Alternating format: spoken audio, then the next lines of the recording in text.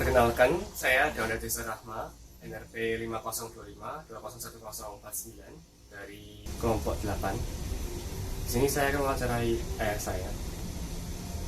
Pertanyaan pertama adalah bagaimana pentingnya atau urgensi pendidikan kewarganegaraan di perguruan tinggi.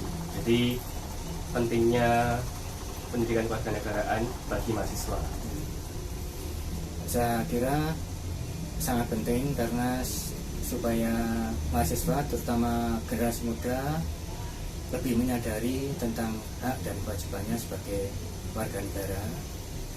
Jadi tidak mudah terpengaruh oleh hal-hal yang negatif, terutama yang berbau radikalisme yang sangat merugikan untuk persatuan dan kesatuan bangsa Indonesia. Perkenalkan, nama saya Dewanti Nur Ramadona dengan NRP 500-120-1116. Saya berasal dari Departemen Fisika Fakultas Sains dan Analitika Data. Di sini saya akan mewawancarai narasumber saya yang tidak lain adalah teman saya sendiri. Saya persilahkan kepada teman saya untuk memperkenalkan diri. Ya, perkenalkan saya Adiana Dewi Litaswari.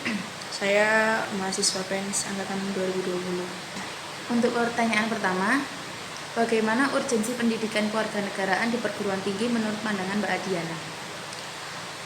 Kalau menurut saya sendiri, urgensi pendidikan di perguruan tinggi ini sangat kompleks ya, karena pendidikan kewarganegaraan sendiri cukup penting perannya dalam pembelajaran mahasiswa saat ini, terutama untuk generasi kita sekarang. Kita juga telah memasuki era industri 4.0 sampai 5.0, sehingga sayang sekali jika tidak diimbangi oleh pendidikan kewarganegaraan untuk para mahasiswa. Dan kalau kurangnya pendidikan urgensi itu, maka akan membuat para mahasiswa kurang memiliki rasa cinta terhadap tanah air, kurang mengerti, dan kurangnya rasa peduli terhadap apa yang terjadi kepada negara.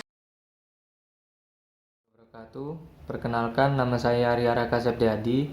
Di sini saya akan mewawancarai mama saya.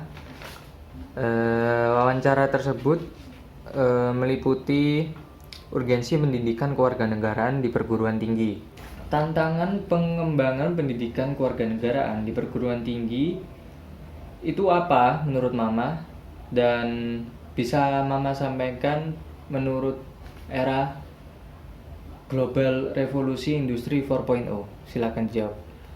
Menurut saya, tantangan pengembangan pendidikan kewarganegaraan di perguruan tinggi di masa depan adalah bagaimana misinya itu harus dirumuskan dan didefinisikan kembali dalam bentuk kontekstual untuk menghadapi perubahan globalisasi yang semakin keras saat ini dan di masa depan.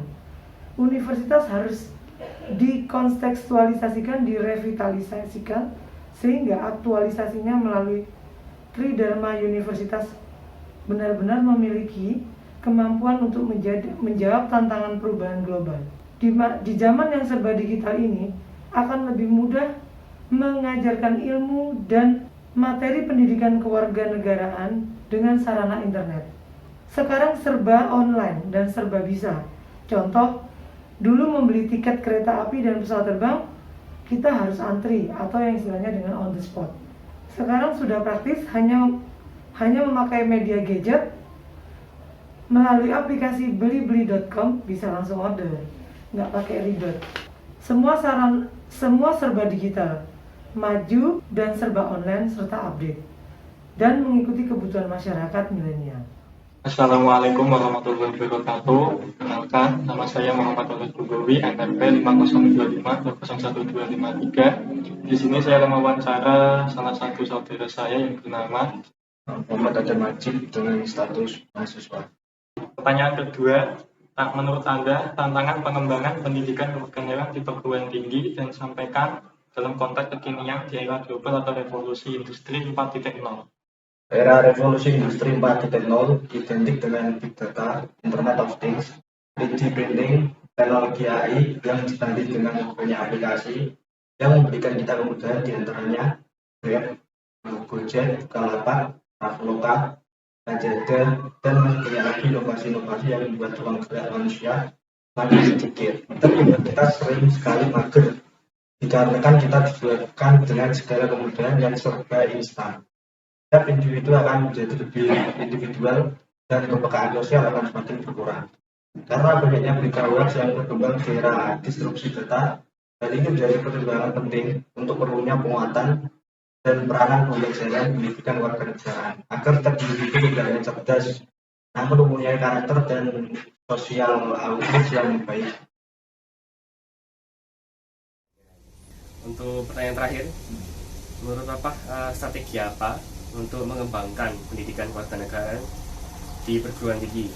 Bagaimana biar pembelajarannya lebih efektif?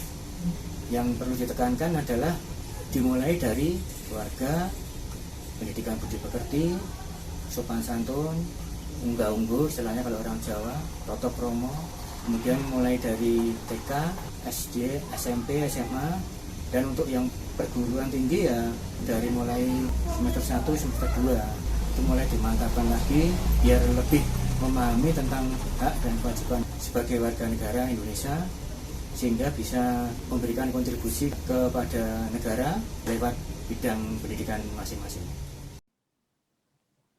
Perkenalkan, nama saya Izati Muhammad dengan NP 5025201075 dari Kewarganegaraan 17. Ingin mewawancarai ibu saya sendiri. Terakhir, tadi kan sudah dibicarakan mengenai tantangan strateginya untuk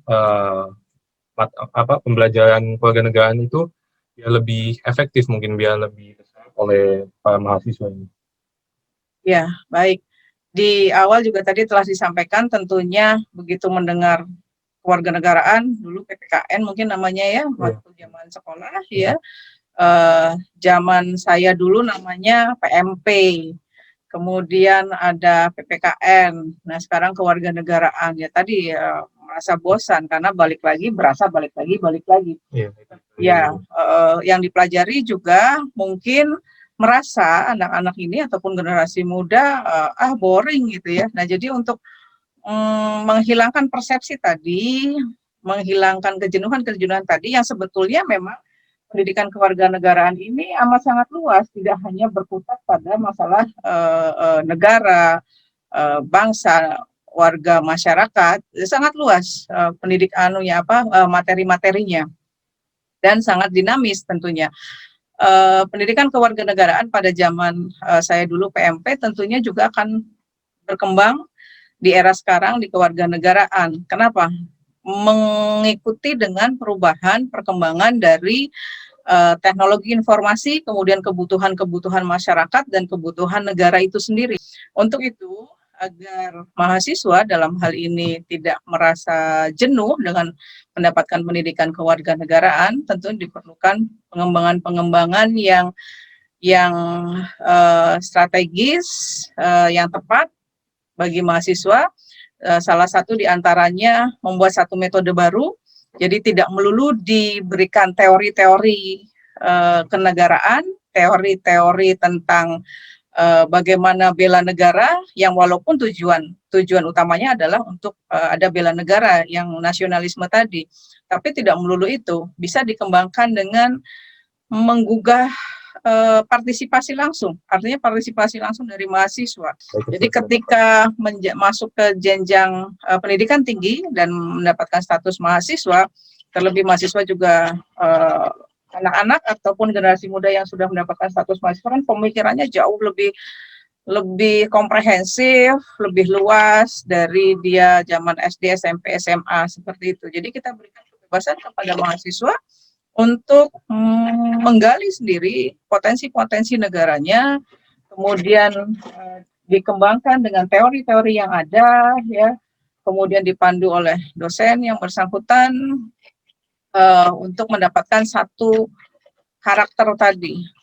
Tumbuh nasionalisme, orang ketika sudah ada rasa nasionalisme, ibaratnya sudah cinta kepada negaranya, apapun dia akan berikan, apapun akan dia lakukan dengan karakter-karakter yang dibentuk dari materi-materi kewarganegaraan itu sendiri. Oke. Terima kasih.